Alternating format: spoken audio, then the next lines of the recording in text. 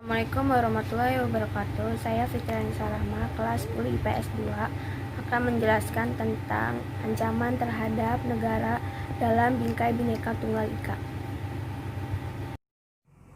Ancaman terhadap negara dalam Bingkai Bhinneka Tunggal Ika. Pengertian ancaman: setiap usaha dan kegiatan baik dari dalam negeri maupun luar negeri yang dinilai membahayakan kedaulatan negara, keutuhan wilayah, dan keselamatan segenap bangsa.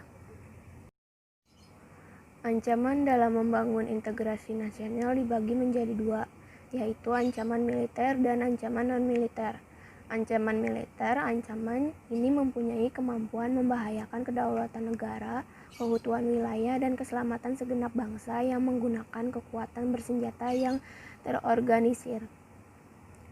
Sedangkan ancaman non-militer, ancaman yang menggunakan faktor-faktor non-militer dinilai mempunyai kemampuan yang membahayakan kedaulatan negara, kepribadian bangsa, keutuhan wilayah negara, dan keselamatan segenap bangsa. Ancaman di bidang Ipolek Sosbud Hamka merupakan kepanjangan dari ideologi, politik, ekonomi, sosial budaya, dan pertahanan dan keamanan. 1. Ancaman di bidang ideologi. Ancaman di bidang ideologi adalah ancaman yang dinilai mempunyai kemampuan yang membahayakan pemikiran masyarakat suatu negara sehingga akan mengancam terhadap dasar falsafah negara, yaitu Pancasila. Contoh ancaman di bidang ideologi adalah ideologi komunisme, ideologi Leninisme, ideologi Marxisme, dan ideologi neoliberalisme. 2. Ancaman di bidang politik. Ancaman di bidang politik merupakan ancaman berupa setiap usaha dan kegiatan, baik dalam negeri maupun luar negeri, yang dikategorikan sebagai hal yang membahayakan dan memecah belah persatuan dengan mengatasnamakan politik. Contohnya: 1. Politik rasa, suku, agama, ras, dan antar golongan. 2. Politik uang. 3. Politik oligarki. 4. Investasi dari negara asing. 5. Intimidasi dari negara luar. 3. Ancaman di bidang ekonomi. Ancaman di bidang ekonomi merupakan setiap usaha dan kegiatan baik itu yang berasal dari luar maupun dalam negeri yang dinilai mengancam dan membahayakan keamanan finansial serta pertumbuhan ekonomi nasional bangsa Indonesia.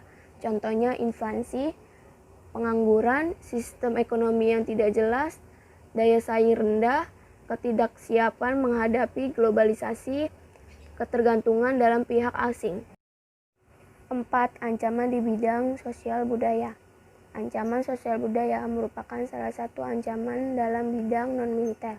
Ancaman dalam dimensi sosial merupakan ancaman yang berasal dari masyarakat di mana sekelompok orang membentuk sistem semi tertutup atau terbuka di mana sebagian besar berinteraksi antara individu dengan individu yang berasal dalam kelompok tersebut.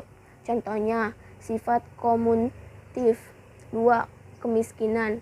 3. Kebodohan. 4. Keterbelakangan. 4. Hedonisme. 5. Ancaman di bidang pertahanan dan keamanan.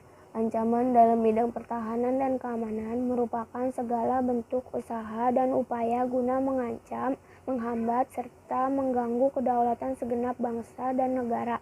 Contohnya: gerakan separatis, agresi militer, aksi teror, spionase, terorisme. Peran serta masyarakat untuk mengatasi berbagai ancaman dalam membangun integrasi nasional. 1. Tidak membeda-bedakan keberagaman, misalnya pada suku, budaya, daerah, dan lain-lain. 2. Menjalankan ibadah sesuai dengan keyakinan dan agama yang dianutnya. 3. Membangun kesadaran akan pentingnya integrasi nasional. 4. Bersedia memperoleh berbagai macam pelayanan umum secara tertib. 5. Menggunakan segala fasilitas umum dengan baik. Segitu saja penjelasan dari saya. Assalamualaikum warahmatullahi wabarakatuh.